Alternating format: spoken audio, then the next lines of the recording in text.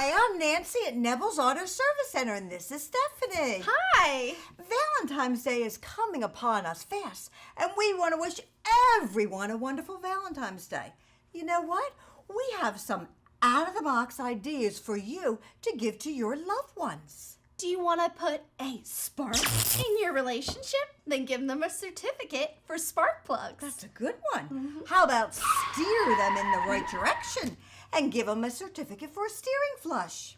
Do you want them to drive straight to you? Then give them a certificate for a wheel alignment. How about, do you want to shock them? Give them a certificate for shocks. Oh, or Mom, what about struts? So they can strut right to you. Ooh, I like that. Do you want to stop them in their tracks?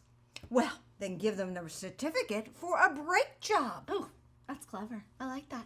Mom, but you know, if Dad were to give you any of these things for Valentine's Day, you would give him a certificate for a coolant flush so you can flush him right out the door to the store for a more romantic gift. Well, you're probably right. Actually, I know you're right. Thank you for watching, and like us on Facebook.